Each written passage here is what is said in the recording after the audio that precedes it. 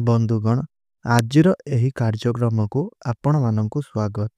ଆଜିର ଏହି କାର୍ଯ୍ୟକ୍ରମଟି ମିଥୁନ ରାଶିର ବ୍ୟକ୍ତିବିଶେଷମାନଙ୍କ ପାଇଁ ବହୁତ ଅଧିକ ଗୁରୁତ୍ୱପୂର୍ଣ୍ଣ ଅଟେ। ଆଜିର ଏହି ଭିଡ଼ିଓରେ ଆପଣମାନେ ଜାଣିବାକୁ ପାଇବେ ଯେ ଆସିବାକୁ ଯାଉଥିବା 2025 ମସିହାରେ ଆପଣଙ୍କ ଜୀବନରେ କେଉଁ 6ଟି ବଡ଼ ଘଟଣା ଘଟିବା ପାଇଁ ଯାଉଅଛି, ଯାହା ନିଶ୍ଚିନ୍ତ ଭାବରେ ଆପଣଙ୍କର ଜୀବନରେ ଏହି 2025 ମସିହାରେ ଘଟିକି ହିଁ ରହିବ। ଗ୍ରହମାନଙ୍କର ଗୋଚର ଅନୁସାରେ ନିଶ୍ଚିନ୍ତ ରୂପରେ ଆପଣଙ୍କର ଏହି 6ଟି ବଡ଼ ଘଟଣା ଆପଣଙ୍କ ଜୀବନରେ ଏହି 2025 ମସିହାରେ ଘଟିବା ପାଇଁ ଯାଉଅଛି। ତେବେ ବନ୍ଧୁଗଣ, ଯଦି ଆପଣଙ୍କର ଏହି ମିଥୁନ ରାଶି ହୋଇଥାଏ ତାହେଲେ ଭିଡ଼ିଓଟିକୁ ଜମାରୁ ବି ସ୍କିପ୍ ନ କରି ଶେଷ ପର୍ଯ୍ୟନ୍ତ ନିଶ୍ଚୟ ରୂପରେ ଦେଖନ୍ତୁ ଏବଂ ଭିଡ଼ିଓଟିକୁ ଆପଣ ଲାଇକ୍ କରି ଚ୍ୟାନେଲଟିକୁ ଆପଣ ସବସ୍କ୍ରାଇବ୍ କରିନିଅନ୍ତୁ ଏବଂ ତା ସହିତ ତଳେ ଆସୁଥିବା କମେଣ୍ଟ ବକ୍ସରେ ଜୟ ମାତା ଲକ୍ଷ୍ମୀ, ଜୟ ଶ୍ରୀ ଜଗନ୍ନାଥ ନିଶ୍ଚୟ ରୂପରେ ଲେଖିଦିଅନ୍ତୁ।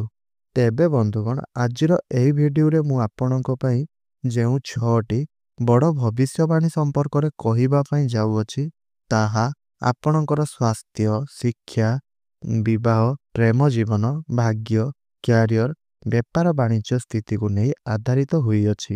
ଆପଣଙ୍କର ତାହା ପର୍ସନାଲ ଲାଇଫ୍ ହେଉ କିମ୍ବା ଆପଣଙ୍କର ତାହା ପ୍ରଫେସନାଲ ଲାଇଫ୍ ହେଉ, ଆପଣଙ୍କର ଏହି 2025 ମସିହାରେ ଆପଣଙ୍କର ଜୀବନ କିପରି କଟିବ ସେହି ସମ୍ପର୍କରେ ଆଜିର ଏହି ଭିଡ଼ିଓଟି ଆପଣମାନଙ୍କ ପାଇଁ ପ୍ରସ୍ତୁତ କରାଯାଇଅଛି। ତେବେ ବନ୍ଧୁଗଣ, ଏବେ ଆସନ୍ତୁ ଆରମ୍ଭ କରିବା ଆଜିର ଏହି କାର୍ଯ୍ୟକ୍ରମଟିକୁ, ଯାହାକି ଜନ୍ମ ରାଶି ଏବଂ ଚନ୍ଦ୍ର ରାଶି ଉପରେ ଆଧାରିତ ଅଟେ। ତେବେ ବନ୍ଧୁଗଣ, ରାଶିଚକ୍ରର 12ଗୋଟି ରାଶିମାନଙ୍କ ମଧ୍ୟରୁ ତୃତୀୟ ରାଶିଟି ହେଉଛି ମିଥୁନ ରାଶି। ତ ବନ୍ଧୁଗଣ, ବର୍ଷର ଆରମ୍ଭରେ ଆପଣଙ୍କର ଦ୍ୱିତୀୟ ଭାବରେ ବିରାଜମାନ ରହିଥିବେ ମଙ୍ଗଳ, ଆପଣଙ୍କର ଚତୁର୍ଥ ଭାବରେ ବିରାଜମାନ ରହିଥିବେ କେତୁ, ସପ୍ତମ ଭାବରେ ବିରାଜମାନ ରହିଥିବେ ସୂର୍ଯ୍ୟ, ନବମ ସ୍ଥାନରେ ବିରାଜମାନ ରହିଥିବେ ଶନି, ଦଶମ ସ୍ଥାନରେ ଆପଣଙ୍କର ରାହୁ ବିରାଜମାନ କରିଥିବେ ଏବଂ ଆପଣଙ୍କର ଦ୍ୱାଦଶ ଭାବରେ ଗୁରୁ ବୃହସ୍ପତି ଆପଣଙ୍କର ବିରାଜମାନ ରହିଥିବେ ଏବଂ ଦଶମ ଭାବରେ ରାହୁ ବିରାଜମାନ ରହିଥିବେ। ତେବେ ଫ୍ରେଣ୍ଡସ୍, ଏବେ ଆସନ୍ତୁ ଜାଣିବା ସର୍ବପ୍ରଥମ ଭବିଷ୍ୟବାଣୀଟି କ'ଣ ଅଟେ।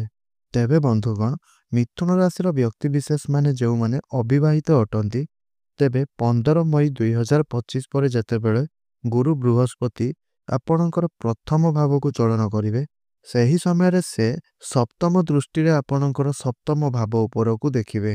ନିଜ ଘର ଉପରେ ହିଁ ତାଙ୍କର ଦୃଷ୍ଟି ରହିବ, ଅର୍ଥାତ୍ ଆପଣଙ୍କର ଗୁରୁ ଶୁଦ୍ଧି ହୋଇଯିବ, ଯାହାଫଳରେ ଆପଣଙ୍କ ପାଇଁ ପ୍ରସ୍ତାବ ଆସିବ ଏବଂ ଆପଣଙ୍କର ଇଚ୍ଛା କରୁଥିବା ସ୍ଥାନରେ ଆପଣଙ୍କର ବିବାହ ହୋଇଯିବ।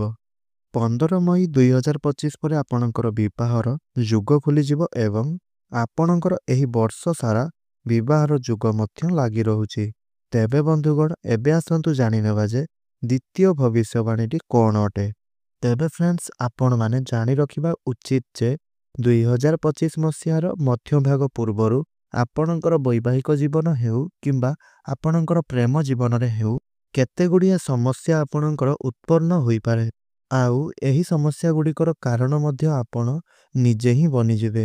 ଆପଣଙ୍କ ରାଶିରେ ବର୍ତ୍ତମାନ ନା କୌଣସି ପ୍ରକାରର ଶନି 7.5 ରହିଛି ନା 2.5 ରହିଛି। ଆପଣଙ୍କର କୁଣ୍ଡଳୀ ବର୍ତ୍ତମାନ ଶନି ଦଶାରୁ ସମ୍ପୂର୍ଣ୍ଣ ରୂପରେ ମୁକ୍ତ ଅଟେ। ମାତ୍ର ଆପଣ ନିଜେ ହିଁ ଏହିସବୁ ସମସ୍ୟା ଗୁଡ଼ିକର କାରଣ ବନିବେ, କାରଣ ମିଥୁନ ରାଶିକୁ 2 ସ୍ୱଭାବର ରାଶି ବୋଲି ମାନାଯାଇଥାଏ। ବେଳେବେଳେ ଆପଣ ଚାଲୁଥିବେ ଆଉ ବେଳେବେଳେ ଆପଣ ହଠାତ୍ ରୂପରେ ସ୍ଥିର ହୋଇଯିବେ। ସେଥିପାଇଁ ଫ୍ରେଣ୍ଡସ୍, ଆପଣମାନେ ନିଜକୁ ଷ୍ଟେବଲ୍ ରଖିବା ପାଇଁ ଚେଷ୍ଟା କରନ୍ତୁ। ନିଜ ଭିତରେ ଆପଣ ଏକାଗ୍ରତା ରଖନ୍ତୁ, ନଚେତ୍ ଆପଣଙ୍କୁ ବହୁତ ଗୁଡ଼ିଏ ସମସ୍ୟାର ସାମ୍ନା କରିବା ପାଇଁ ପଡ଼ିପାରେ। ପୁରୁଣା କଥାଗୁଡ଼ିକୁ ଆପଣ ଆପଣଙ୍କର ଜୀବନସାଥୀଙ୍କ ସହିତ ବାରମ୍ବାର ଦୋହରାଇବେ ଏବଂ ନିଜ ଇଚ୍ଛାରେ ଆପଣ କାମ କରିବା ପାଇଁ ଚେଷ୍ଟା କରିବେ। ତୃତୀୟ ଭବିଷ୍ୟବାଣୀଟି ହେଉଛି ରାହୁ ଆପଣଙ୍କର ଦଶମ ଭାବରେ ବିରାଜମାନ ଅଛନ୍ତି, ଯିଏକି ଆପଣଙ୍କୁ ବହୁତ ଚତୁର, ଟ୍ୟାଲେଣ୍ଟେଡ୍, ସାର୍ପ ମାଇଣ୍ଡ ଆପଣଙ୍କୁ ବନାଇଛନ୍ତି।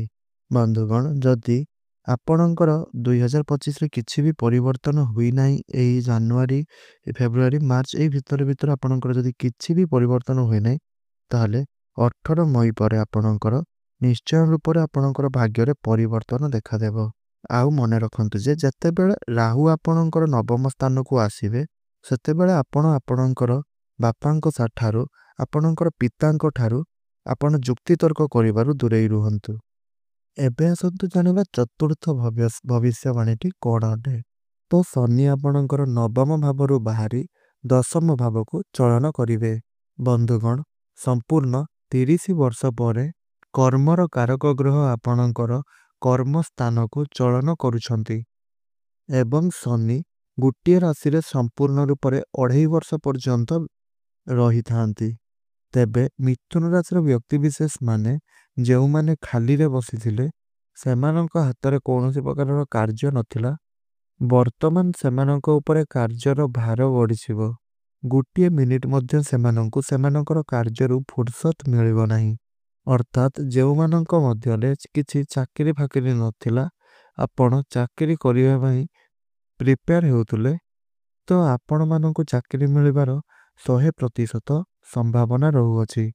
ତ ନିଶ୍ଚିନ୍ତ ଭାବରେ ଆପଣ ଚାକିରି ପାଇବା ପରେ ଚେଷ୍ଟା ଜାରି ରଖିବେ।